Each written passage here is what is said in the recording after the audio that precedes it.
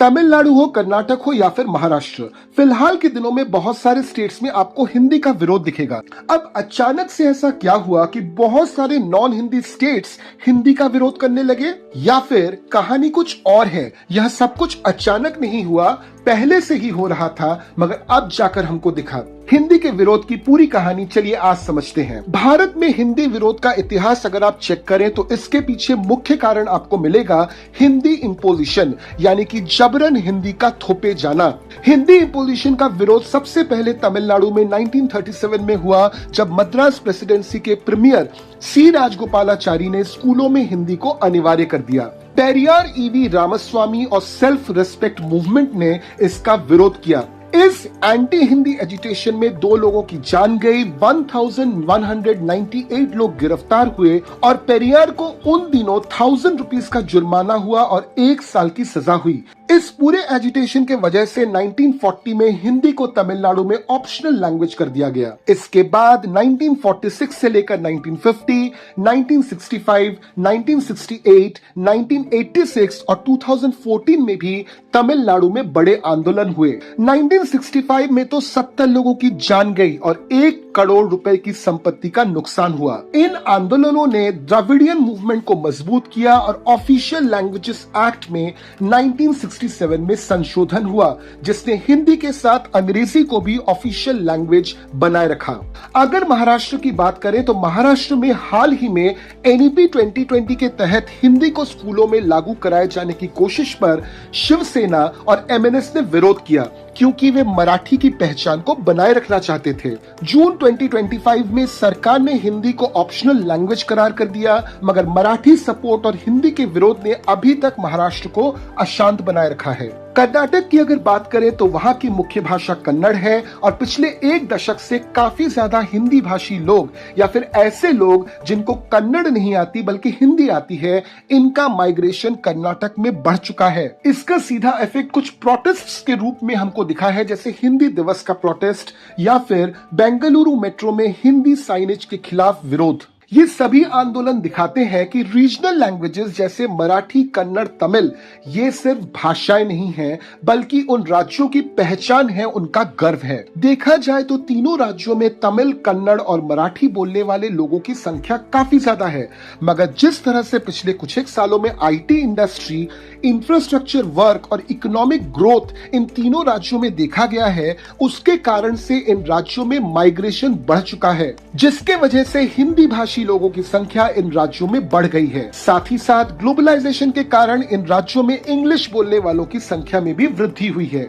अब पूरा का पूरा जो विवाद है ये हिंदी को लेकर क्यों? रिसेंटली तमिलनाडु, कर्नाटक और महाराष्ट्र में हिंदी के खिलाफ जो पॉलिटिकल तर्क दिए जा रहे हैं या फिर दिए गए हैं, मैं उनकी बात नहीं करूंगा, क्योंकि मेरा मानना है कि कुछ चीजें हैं जिनको साइंटिफिकली देखना जरूरी है, इमोशनली या फिर पॉलिटिकली नहीं। हिंदी के अगेंस्ट मेनली जो तर्क बनता है वह यह है कि चूंकि हिंदी भारत में सबसे ज्यादा बोले जाने वाली भाषा है, तो उसका इस्तेमाल अगर किसी गैर हिंदी राज्य में होता है तो इसका सीधा असर उस गैर हिंदी राज्य के मुख्य भाषा पर पड़ता है, क्योंकि हिंदी भाषी लोगों के साथ उन राज्यों के लोगों को हिंदी बोलनी पड़ती है, जिसके वजह से कभी कभार उनको हिंदी प्रॉपरली सीखनी पड़ती है।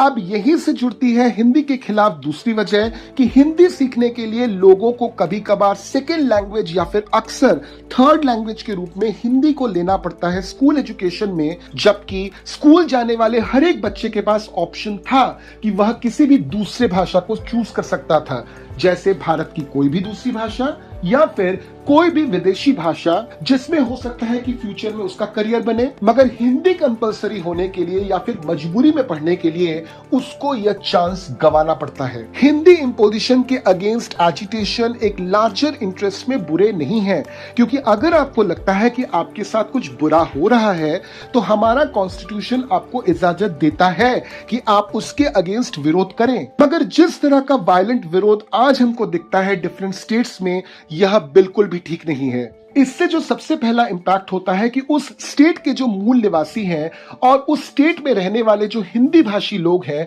दोनों में एक दरार पैदा हो जाती है। यह जो दरार है यह न केवल सोशल इंबैलेंस तैयार करता है, बल्कि राज्य को एक इकोनॉमिक इंस्टेबिलिटी की ओर धकेलता है। वैसे भी हमारे देश के अंदर और देश के बाहर काफी ज्यादा दुश्मन है, तो वॉयलेंट लैंग्वेज एजिटेशन उनके लिए फायदेमंद है, क्योंकि आखिरकार भाषा के नाम पर देशवासी एक दूसरे के विरुद्ध खड़े हो जाते हैं। लेकिन किसी भी इंसान के लिए उसके खुद की मातृभाषा बहुत ही इंपॉर्टेंट है और साथ में गर्व का विषय है।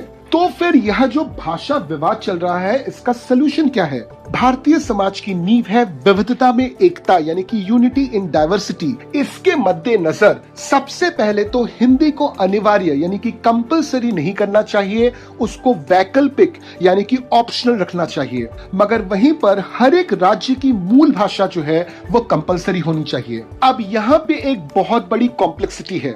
एक एग्जाम्पल से समझिए, मान लीजिए एक बंगाली फैमिली है जो करेंटली मध्य प्रदेश में रहता है। अब चूंकि मध्य प्रदेश की मूल भाषा हिंदी है, तो उस फैमिली का जो बच्चा है वह अपने घर पे बंगाली बोलता है, स्कूल में जाके सीखता है इंग्लिश और हिंदी। अब मान लीजिए ये जो बच्चा है, इसके पेरेंट्स सेंट्रल गवर्नमेंट एम्प्लॉयज हैं। अब सेंट्रल गवर्नमेंट एम्प्लॉयज का जॉब जो होता है वो ट्रांसफरेबल होता है, उनका ट्रांसफर भारत के किसी भी राज्य में हो सकता है।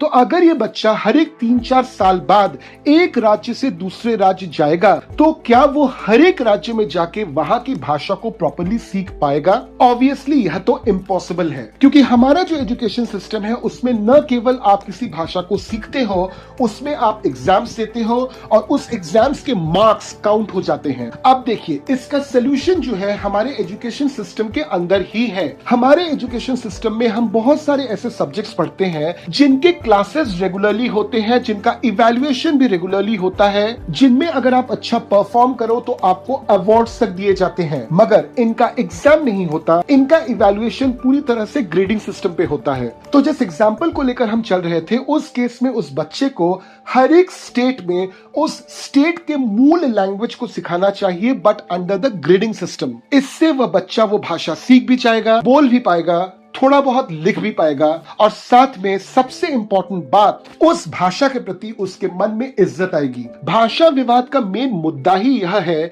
कि हिंदी भाषी लोग जब किसी दूसरे राज्य में जाते हैं, वहां की भाषा को इंपॉर्टेंस नहीं देते, वहां की भाषा की रिस्पेक्ट नहीं करते। तो अगर छोटे छोटे 2-3 स्टेप्स लिए जाए कि एजुकेशन पॉलिसी में हिंदी ऑप्शनल बन जाए, स्टेट की लैंग्वेज को इंपॉर्टेंस दिया जाए, और जहां पे ट्रांसफरेबल फैमिली के किड्स हैं उनको उस राज्य की भाषा को ग्रेडिंग सिस्टम में पढ़ाया जाए, तो ज्यादा टाइम नहीं लगेगा इस पूरे के पूरे विवाद को खत्म होने में।